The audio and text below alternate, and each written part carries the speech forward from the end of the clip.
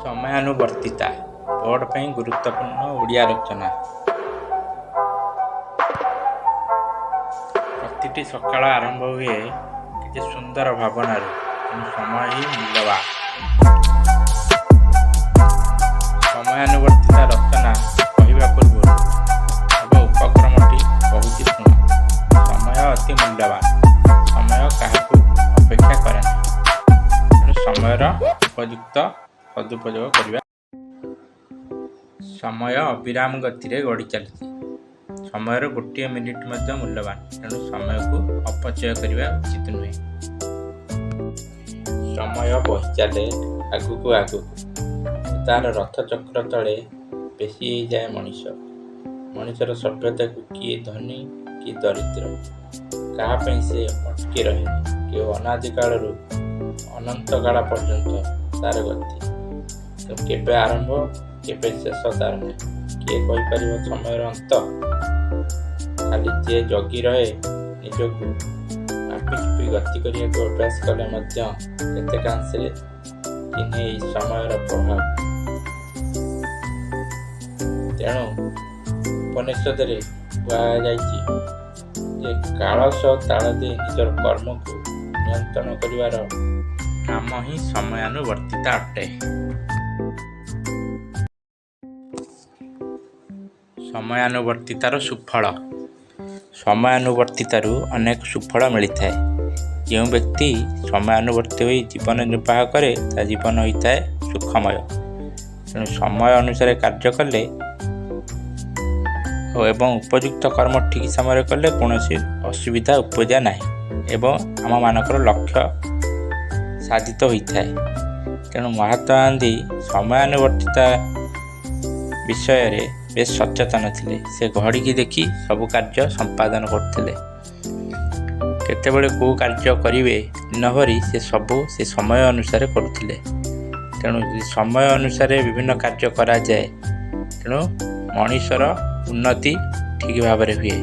କୃଷକ ତାର ଭଲ ଫସଲ କରେ, ଶ୍ରମିକ ତାର ଶ୍ରମ ଲାଘବ କରେ, ଚାକିରିଆମାନେ ତାଙ୍କର ଅଫିସରେ କାର୍ଯ୍ୟ ବାକି ରଖନ୍ତିନି, ଠିକ୍ ସମୟରେ କରନ୍ତି, ପିଲାମାନେ ଠିକ୍ ସମୟରେ ପାଠ ପଢ଼ି ପାରନ୍ତି।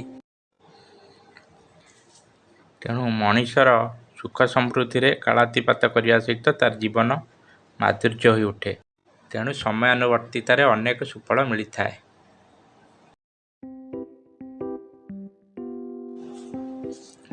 ସମୟାନୁବର୍ତ୍ତିତାର ଅଭାବରେ ବହୁତ କ୍ଷତି ହୋଇଥାଏ।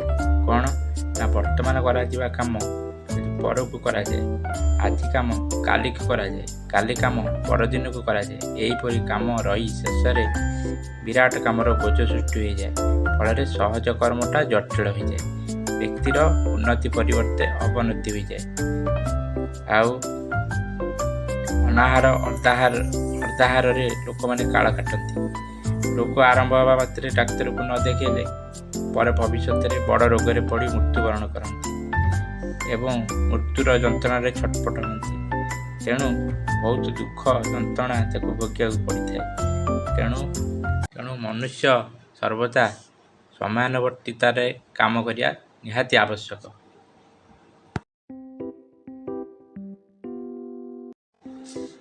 ସମୟାନୁବର୍ତ୍ତୀ ମଣିଷ କାଳକୁ ଭୟ କରେ ନାହିଁ। ଜୀବନରେ ଯେତେବେଳେ ଯାହା କରିବାର କଥା ତାହା କରିଥିବାରୁ ତାର ମୃତ୍ୟୁ ବେଳକୁ ମଧ୍ୟ ଆଉ କିଛି ବାକି ନଥାଏ। ତେଣୁ ଜୀବନରେ ତାର ଅବଶୋଷ ନଥାଏ।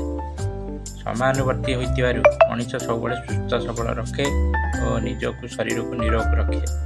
ତାର ସାମାଜିକ ଅର୍ଥନୈତିକ ମାନସିକର ଦ୍ରୁତ ବିକାଶ ହୋଇଥାଏ। ତେଣୁ ଦୁର୍ନୀତି ଭ୍ରଷ୍ଟାଚାର ତଥା ଅନ୍ୟାୟ ଅତ୍ୟାଚାର ମାତ୍ରା ଘଟି ଜୀବନର ଦୁର୍ବିସହ ଫୁଲି ଉଠିଥାଏ। ଫଳରେ ବ୍ୟକ୍ତିର ଜୀବନରେ ସମୁନ୍ନତି ସହ ଜାତୀୟ ଜୀବନର ବିକାଶ ମଧ୍ୟ ସମ୍ଭବ ହୋଇଥାଏ। ତେଣୁ ସମୟାନୁବର୍ତ୍ତୀ ପ୍ରତ୍ୟେକ ବ୍ୟକ୍ତିର ପାଥେୟ ହେବା ଉଚିତ। ଯଦି ରଚନାଟି ଭଲ ଲାଗିଲା, ତେବେ ଏହିଭଳି ଭଲ ଭଲ ସୁନ୍ଦର ରଚନା ଦେଖିବା ପାଇଁ ଓ ଶୁଣିବା ପାଇଁ ଏହି ଚ୍ୟାନେଲଟିକୁ ଦୟାକରି ଲାଇକ୍, ସେୟାର, ସବସ୍କ୍ରାଇବ୍ କରିବାକୁ ଆଦୌ ଭୁଲନ୍ତୁ ନାହିଁ। ତେଣୁ ଦୟାକରି ଚ୍ୟାନେଲଟିର ସବସ୍କ୍ରାଇବ୍ କରନ୍ତୁ।